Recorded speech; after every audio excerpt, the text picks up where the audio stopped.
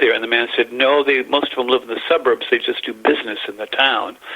And the driver said he didn't quite understand why the man would ask such odd questions. It was as if he didn't know who humans were or didn't know how they behaved well. And then he went back to his craft, got in it, and took off. And he was dressed as a man in black. And other people said they have seen men in black at the Point Pleasant event. So that's when it first hit us, the Point Pleasant event in West Virginia on the border with southern Ohio. And that area has long been known to be cursed. There is the so-called cornstalk or cornfield curse on the land there. That was done by the chief of the same name when he was betrayed by the white man and murdered.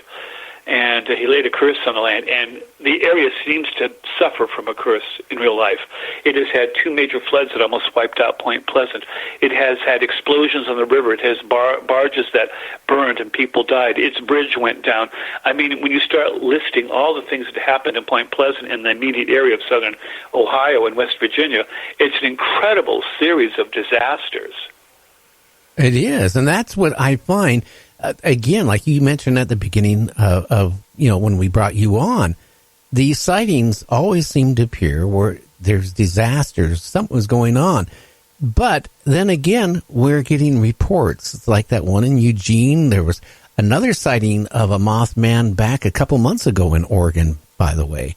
So that's been 2 now in the last couple months in Oregon, sightings in Texas. There was a sighting in Idaho recently.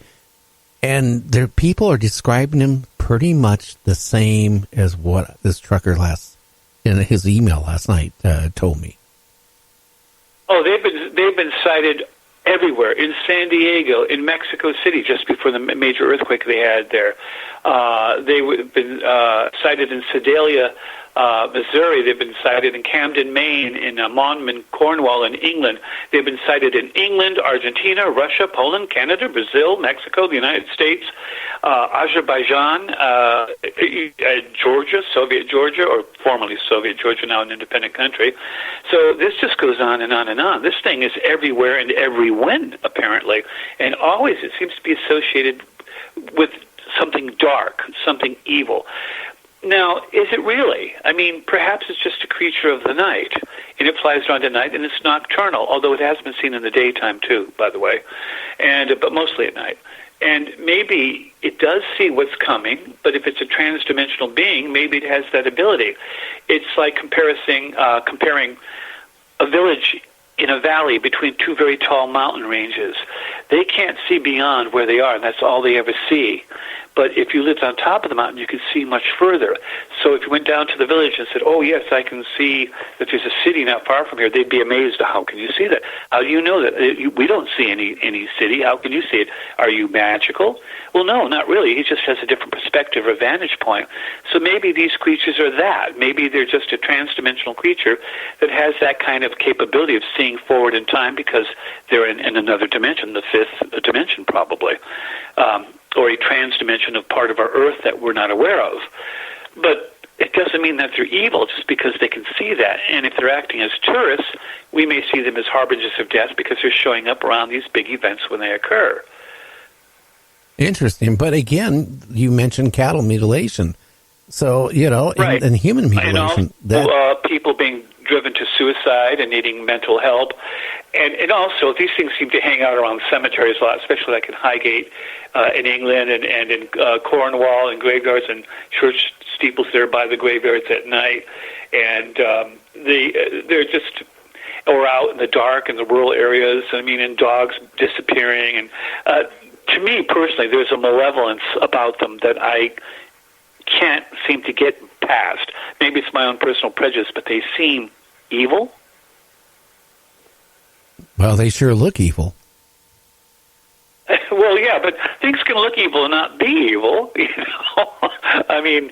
I can't think of anything offhand, to be quite honest with you. They're a good example of that. Well, they're certainly not trying to make contact the right way. For example, this lady in Texas, it first saw one, then hit one, or this trucker saw one in Eugene. Whatever it did, they stare at you to intimidate you. And that isn't, they're not, saying, hi, I'm here to, help you. It's like they're staring, and I hate to say it, everybody says they're so ugly. Stares at you. Is it being malevolent? When we look at an owl in the night, I mean, they do stare at you, and owls aren't evil, but they are spooky because of the way they make that noise, that hoo-hoo sound in the dark, and they're a night creature, they're nocturnal, but are they evil just because they stare at us? Well, I can honestly say, something happened to the one we had. We do have owls on my property. You hear them all night long, especially in spring. But I can tell you, the first 10 years I lived here, I'd go out anytime in the evening. Off my deck on my porch hanging was probably about a 2.5-foot owl. And it would just sit there and watch me do its thing. It loved the dog food we'd put out and cat food we'd put out. But, it was there for years. And it was like its home. So, I don't know. Right, yeah, and these things might be territorial, too. So, again, I don't know that we can go by looks to say that something is evil. Although, I do have faith in human intuition. When the hackles on the back of your neck rise, when you feel a presence and when you shiver, when you get goosebumps, that usually is your body telling you that there is some kind of real and present danger, and there is that gut reaction. And when everyone has it, and almost always people described it as looking horrible or terrible. Now, an octopus looks pretty darn ugly, too, but when I look at an octopus as ugly as it is, I don't think of it as evil or malevolent. But apparently these people think that the Mothman is. Now the question arises, is it a demon, or is it at least where all the demon legends come from?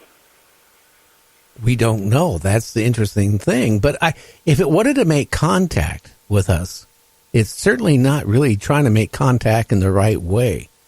To go, again, disappear next to a vehicle while a car is moving and stare at you, or in a parking lot. It seems that a lot of these sightings are in creepy, scary places to begin with. Right, and it does bear a resemblance to other creatures of the same ilk, like, again, the Jersey Devil and that sort of thing. But if it weren't malevolent, why is it doing what it's doing? It seems to be harassing us at the very minimal. But also, what about these strange phone calls that people were getting in Point Pleasant, where all these strange noises on the line, where the one man said his TV suddenly went into a herringbone pattern and he couldn't get any reception. And he heard something outside, and that's when he went out with his dog. It isn't just the creature itself.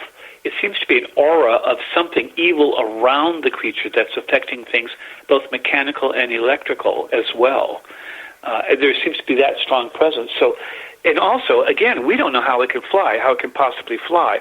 It just seems to defy the laws of physics. It just doesn't seem to have the musculature or the low weight. A bird has hollow bones. That's what helps it to fly. But this creature doesn't. It seems to be quite heavy. The footprints from it are very deeply embedded in the ground, as if they were quite heavy or under a big weight. So how is it levitating like that? And again, it's either magical, as you refer to it, or supernatural, as I'd refer to it, or it's some kind of artificial means of levitating that we're not seeing, that may be under its clothing or hidden on its body somewhere.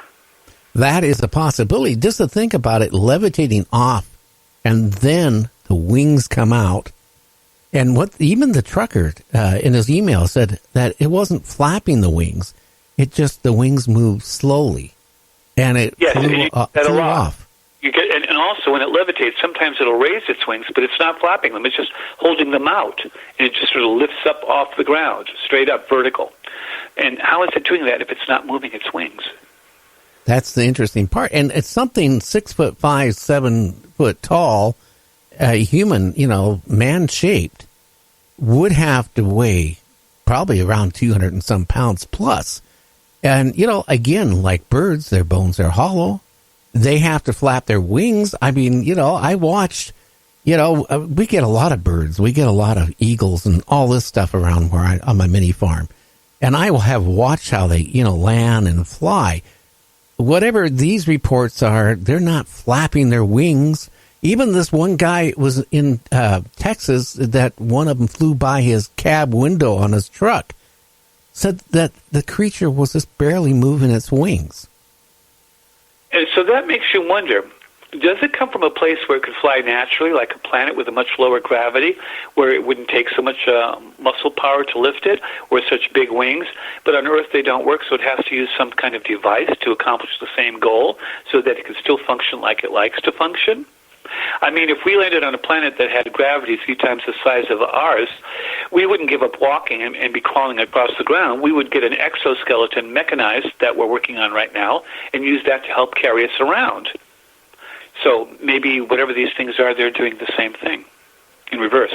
Well, maybe what we're seeing is not what we're actually seeing. Maybe, again, I'm just tossing this up, they could be an alien dressed that way or in a suit of whatever to